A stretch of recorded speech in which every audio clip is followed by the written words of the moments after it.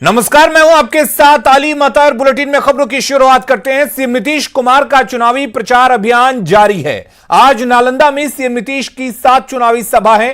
CM अस्तावा Nalanda के नूरसराय और राजगीर में चुनावी सभा को संबोधित कर चुके हैं। अस्तावा में नीतीश कुमार ने जितेंद्र कुमार के लिए वोट की अपील की, वहीं नूरसराय में श्रवण कुमार के लिए वोट की मांग की।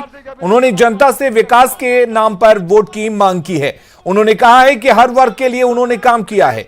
2005 से उन्होंने बिहार को बदल दिया है। आज के सम्मानित मंच आप सबों के लोकप्रिय बिहार के विकास पुरुष हमारे परम आदरणीय श्री नीतीश कुमार जी आपके समक्ष उपस्थित हुए हैं। आप सबों का हार्दिक अभिनंदन और स्वागत मैं करता हूं। ताली बजाकर स्वागत करें माननीय मुख्यमंत्री का। इस विधानसभा क्षेत्र में आए हुए सभी हम लोगों के उम्मीदवार भाई जितेंद्र जी को भारी मतों से विजयी बनाइएगा, तीर छाप के बगल का बटन दबा के। और हम कह दिए ये सब चुनाव के बाद अब फिर सरकार बनेगी, हम टाइम निर्धारित कर देंगे और हम आएंगे। सिर्फ यही नहीं, इस पूरे क्षेत्र में जो 4 ब्लॉक हैं हर जगह हम जाएंगे और हर जगह लोगों की बात सुन करके कोई काम बचा हुआ है वह भी करेंगे। तो आज तो हम यही कहने के लिए आप सबके बीच में आए। तो जो सैनिक स्कूल की स्थापना की गई, इतना बड़ा सैनिक स्कूल शायद ही इस देश में कहीं है। जो राजगीर में आया था, जौहर साहब के कारण सैनिक स्कूल की स्थापना हुई और वो चल रहा था। राजगीर जगह चुन करके नालंदा के बगल में जो सैनिक स्कूल बनाया गया, तो इतना तो बड़ा सैनिक स्कूल कहीं है ही नहीं। एक एक चीज बना, कौन सा चीज नहीं हुआ। और आप जान रहे हैं कि अब तो राजगीर के पास ही जो प्राचीन नालंदा विश्वविद्यालय था उसकी भी स्थापना हो रही है। पढ़ाई तो शुरू हो गया, लेकिन कितना बिल्डिंग, लगभग 500 एकड़ जमीन दिया हम लोगों ने और वो पूरा का पूरा काम चलना शुरू हो गया। कौन कौन काम नहीं किए, एक एक चीज, तो सब काम तो कर ही रहे हैं। और बेटिया के लाल सरैया में तेजस्वी यादव ने सभा को संबोधित किया। यहां तेजस्वी यादव ने कांग्रेस प्रत्याशी मदन मोहन तिवारी के लिए वोट मांगा।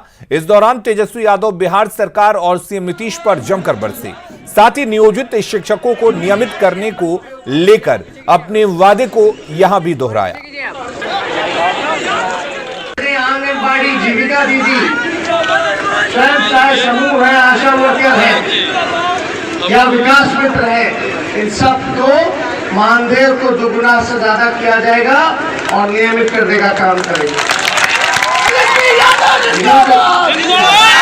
नियोजित शिक्षक जितने हैं जिन्होंने आंदोलन शुरू किया था समान काम समान वेतन को लेकर के, नीतीश कुमार जी ने लाठी मरवाने का काम किया। हमारी सरकार बनने पे उन सभी लोगों को समान काम समान वेतन देने का अधिकार दिलाने का काम हम लोग करेंगे। और तेजस्वी यादव के बाबू साहब वाले बयान पर आरजेडी पर सियासी हमला जारी है। सियासी हमले के बीच आज तेजस्वी यादव ने इस पर सफाई दी। उन्होंने कहा कि कुछ लोग बयान के जरिए मुद्दों से भटकाने की कोशिश कर रहे हैं। मेरा इशारा सरकारी विभागों में कार्यरत बाबुओं की ओर था जो नीतीश सरकार में भ्रष्टाचार के परिचायक बन गए हैं। बाबू से मतलब बड़ा बाबू, डॉक्टर बाबू सरकारी विभागों में बैठने वाले छोटे बाबू जैसे सरकारी मुलाजिमों से है, न कि किसी जाति विशेष से।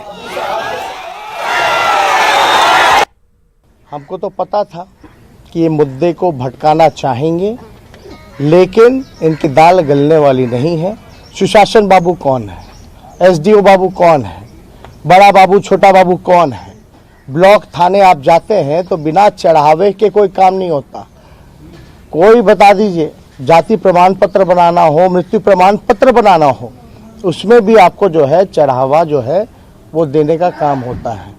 और जो लोग कहते रहे हैं कौन है बड़का साहब छोटका साहब, ये अधिकारी तो हैं। अगर नीतीश जी के राज में अधिकारियों का बोलबाला है, जहां जनता गरीबों की नहीं सुनी जाती है, तो हम तो इस चीज को लगातार बोल रहे हैं कि भाई भ्रष्टाचार जो है निचले लेवल से लेकर सचिवालय तक जो है भ्रष्टाचार बढ़ा है। अब बताएं सुशासन बाबू कौन है। तो इस पे हमको टिप्पा टिप्पणी नहीं करना। ये हताशा का परिचय कुछ लोग दे रहे हैं क्योंकि उनको पता है कि उनका जाना तय है। सीएम नीतीश ने कल एक चुनावी सभा को संबोधित करते हुए कहा था कि बेटों की चाहत में 8-9 बच्चे पैदा करने वाले कैसे आदर्श हो सकते हैं। अगर ऐसे लोग आदर्श होंगे तो सोचिए बिहार का क्या हाल होगा।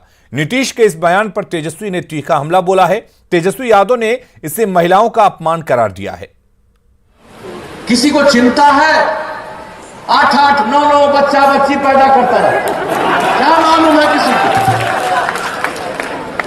बेटी पर भरोसा ही नहीं, कई बेटियां हो गई तब बेटा हुआ। और आप सोच लीजिए कैसा बिहार बनाना चाहते, ऐसा ही बिहार बनाना चाहते। जो भी बोला हुआ वक्तव्य है वो हमारे लिए आशीर्वाद के रूप में है। दूसरी बात, अगर ऐसी बोली अगर वो बोलते हैं तो कहीं ना कहीं से महिलाओं का जो है मर्यादा जो है उसको ठेस पहुंचाने का वो काम कर रहे हैं। जो डिग्निटी होती है महिलाओं की, आप कह सकते हैं हमारी माँ की डिग्निटी को वो ठेस पहुंचा रहे हैं, हमारी माँ की मर्यादा को वो ठेस पहुंचाने का काम कर रहे हैं नीतीश कुमार जी। तेजस्वी के बाबू साहेब वाले बयान का जन अधिकार पार्टी के प्रमुख पप्पू यादव ने विरोध किया है।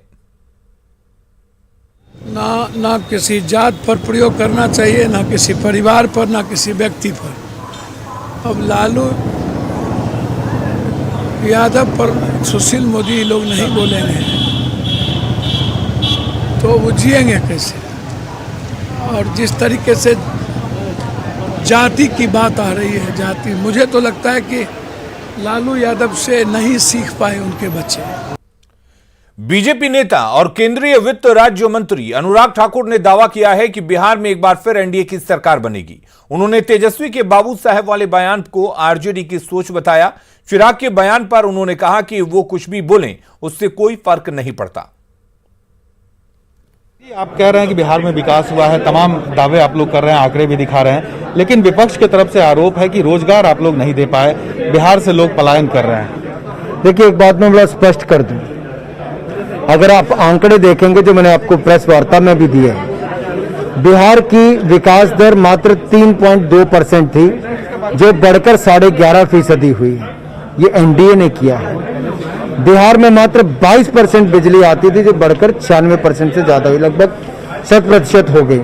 बिहार में केवल 34% सड़कें पक्की थी जो लगभग 96% पक्की हुई है। इसके अलावा प्रति व्यक्ति आय जो मात्र 8,000 रुपया थी वो 5.5 गुना बढ़कर 43,000 रुपये प्रति व्यक्ति आय हुई है। ये आंकड़े अपने आप में दिखाते क्या हुआ। बिहार के लोगों को दिल्ली जाना पड़ता था एम्स में चेकअप कराने के लिए, हमने 2 एम्स बिहार में दिए। इसके अलावा 2 सेंट्रल यूनिवर्सिटी बिहार में दी। हर जिला में इंजीनियरिंग कॉलेज और nursing college, ANM college, GNM college हमने बिहार में दिए। बाबू साहब को लेकर उन्होंने एक बयान दिया है, इसलिए मैं कह रहा हूं ये दिखाता कि जातिवाद, नरसंहार, इसकी और किस तरह से बिहार बनने वाला है ये कल के एक बोल से ही पता चल जाता है। ये असली चेहरा दिखाता है। चेहरे वो होर्डिंग से हटा देते होंगे, लालू जी के, राबड़ी जी के, बाकी सबके, लेकिन सोच नहीं हटी। सोच अभी भी नरसंहार वाली है, टुकड़े टुकड़े गैंग वाली है, जातिवाद वाली है। चिराग भी लगातार प्रेस कॉन्फ्रेंस करके, बयान करके, ट्वीट करके उन्होंने साफ कहा कि हम हनुमान हैं नरेंद्र मोदी के। आज भी उन्होंने कहा है और कहा कि नरेंद्र मोदी को मदारी कहा गया है जेडीयू के तरफ से। चिराग पासवान जी कुछ भी कहें, कौन सुन रहा है? आखिरकार वो अपना एक रेलेवेंस केवल खड़ा करना चाहते हैं, कहकर कोई भाजपा के साथ हैं। मैं स्पष्ट कर दूं, भारतीय जनता पार्टी एनडीए के घटक दलों के साथ है, उसमें चिराग पासवान और उनकी पार्टी का कोई लेना देना ही नहीं है। बिल्कुल, तो अनुराग ठाकुर ने तमाम मुद्दों पर अपनी बात रखी और साथ ही साथ चिराग पासवान और तेजस्वी यादव पर भी जोरदार निशाना साधा। कैमरामैन आशीष के साथ साकेत कुमार, न्यूज 18 पटना।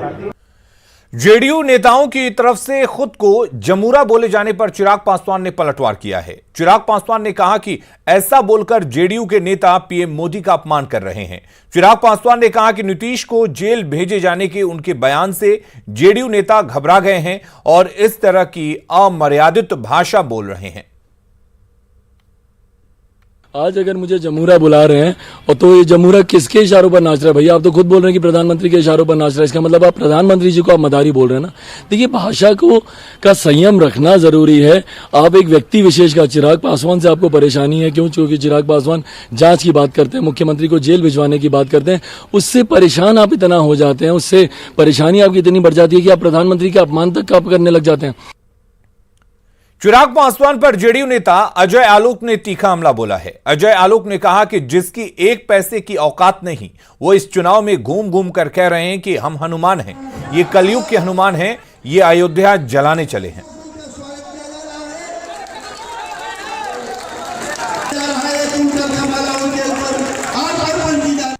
जिनकी एक पैसे की औकात नहीं है, आज इस चुनाव में घूम रहे हैं कि हम अयोध्या, हम हनुमान हैं। ये कोई हनुमान नहीं है, ये अयोध्या जलाना चाहते हैं, ये कलयुग के हनुमान है।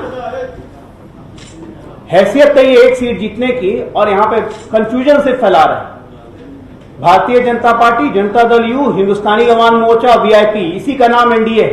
बाकी जितने हैं ये सब लालटेन में दिया जलाने के चक्कर में या चिराग जलाने के चक्कर में, इसी लालटेन में जलेंगे। 10 तारीख को ये कंफर्म हो जाएगा। कोई कंफ्यूजन है, कोई मुगालते में ना रहे। चिराग पासवान को लेकर जमूरा वाले जेडीयू के बयान पर प्रदेश बीजेपी अध्यक्ष संजय जायसवाल ने कहा कि इस तरह के शब्दों का प्रयोग कहीं से भी उचित नहीं है, लेकिन यह भी सच है कि चिराग ने वोट काटने के लिहाज से प्रत्याशी खड़े किए हैं, जिसे जनता अच्छी तरीके से समझ चुकी है।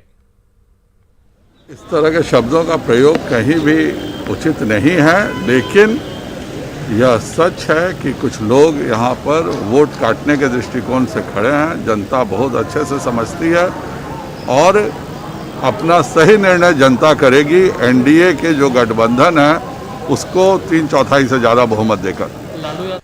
केंद्रीय गृह राज्य मंत्री नित्यानंद राय ने बिहार में एनडीए को 2/3 बहुमत से जीत का दावा किया है। उन्होंने कहा कि बिहार में एनडीए की सरकार बननी तय है, नीतीश कुमार ही मुख्यमंत्री होंगे। नित्यानंद राय ने कहा कि पीएम मोदी ने जो आत्मनिर्भर बनाने का सपना देखा है वो जरूर पूरा होगा। 2/3 बहुमत से एनडीए की सरकार बनेगी और नीतीश कुमार जी मुख्यमंत्री होंगे। यहाँ 4 क्रांतियाँ होगी। संकल्प, आत्मनिर्भर भारत के संकल्प के साथ जो हमारे माननीय प्रधानमंत्री जी का जो सपना है आत्मनिर्भर भारत बनाने का, उसमें बिहार भी आत्मनिर्भर बनेगा। औद्योगिक क्रांति, कृषि क्रांति, श्वेत क्रांति और नीली क्रांति से बिहार का तकदीर बनेगा।